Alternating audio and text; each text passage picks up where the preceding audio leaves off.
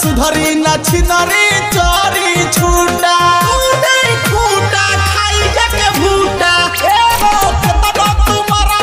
जूता जूता सुधरी नछिनरी चोरी छूटा भले रहबा तू शेर तुके कई दी ढेर भले रहबा तू शेर तुके कई दी ढेर दूसरा के चक्कर में पागल रही अरे पागल रही अपने मरद के जानी ना बाजल रही जबले मरी ना छिनरी लागल रही अपने मरद के जानी ना बाजल रही जबले मरी ना छिनरी लागल रही। आप सुन रहे हैं ब्रिजेश बारूद की आवाज में यूपी और बिहार में।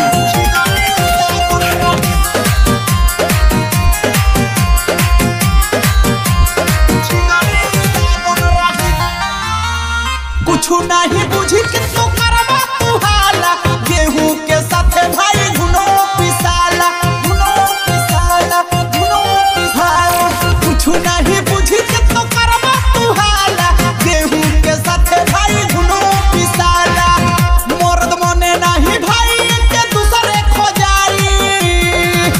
मर्द मने नहीं भाई के दूसरे खो जाई तू सुतबा राती भर जागल रही अरे जागल रही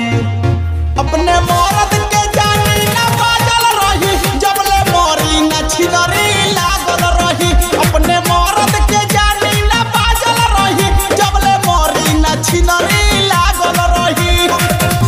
के जानी ना बाजल रही जबले मरी ना छिनरी लागल रही।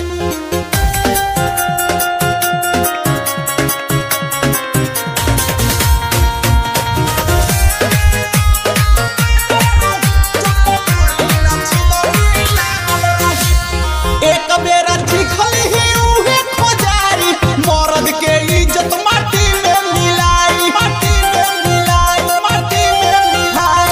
एक बेरा चिखली ही उहे खोजारी मरद के इज्जत माटी में मिलाई